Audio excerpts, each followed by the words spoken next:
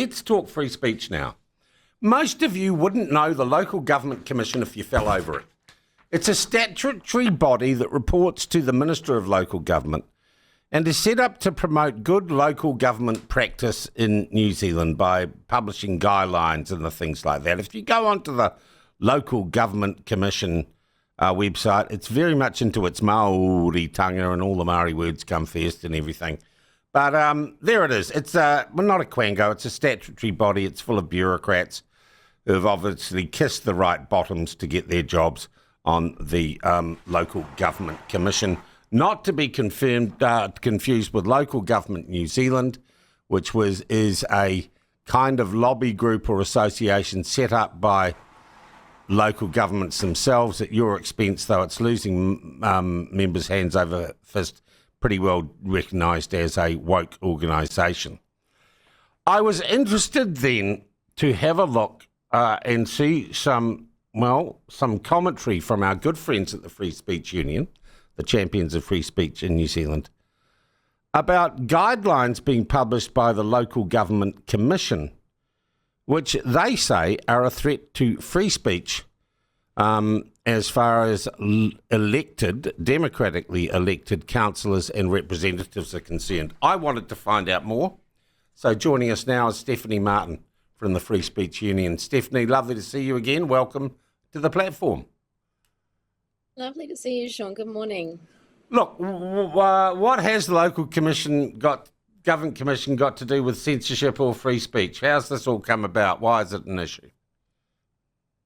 Well, we've seen an increasing rise over recent years of sort of codes of conduct being applied in local government settings, and there's been a recognition from the Local Government Commission itself that some of these codes have been weaponised against, certain councillors have used these to weaponise against other councillors.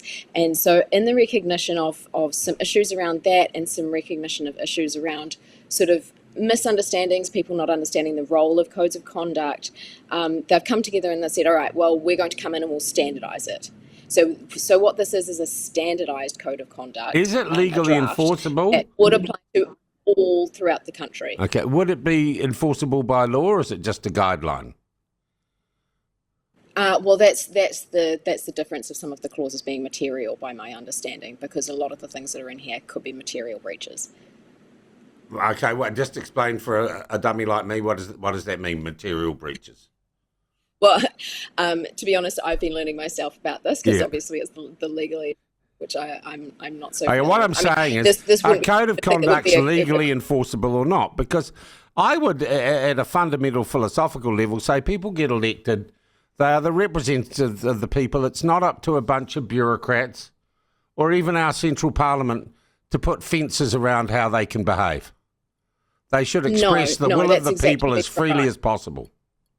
Yes, and they should be enabled to do that. And in fact, the Gazette listing that specifies where the minister says this is what the work like the local government commission is going to undertake, and this is the intent of it. It says in there the minister's priorities in developing a standardised code of conduct include highlighting freedom of expression for elected members, democratic decision making and conflict management principles, while not restricting council decision making. All right. So in fact, the minister's instructions suggest that that's the case, but that's obviously not what's come to Can you point me to a couple of instances that really cause you concern in terms of the wording of these guidelines?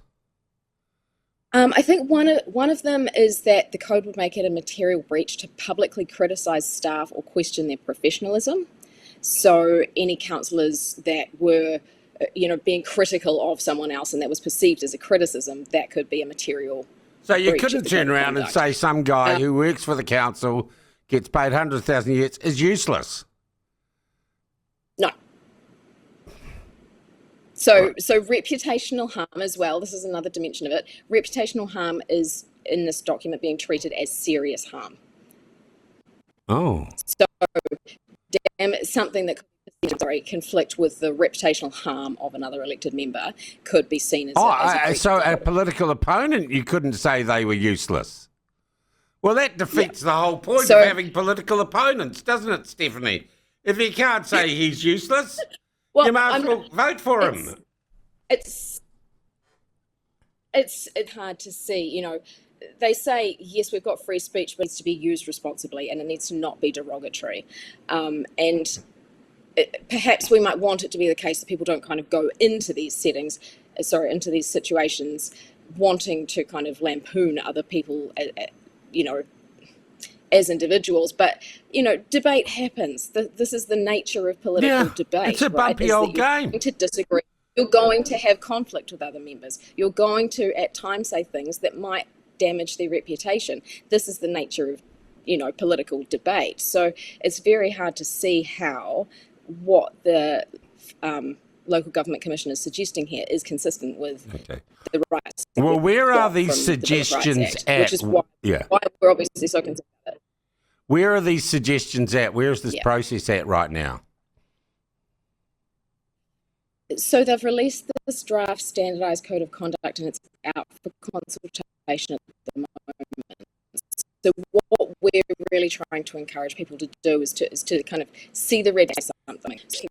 Hang on, just tie-ho there. We're just having a little bit of dropout. Are you somewhere with a good internet connection? I'm in accommodation actually at the moment. So Stephanie, this is at a draft. The draft is being distributed for consideration, which is good because you guys get a look at it, right? Yeah. So we actually were involved in the process of consultation. A few months back, a couple of our members of our team went and met with the Commission to talk with them about this and give some advice about how we thought that obviously speech rights could be infused into this document. The Minister had actually specified that they should consult with us in the process of development, but obviously it's very difficult to see how the suggestions that we made have been carried through in this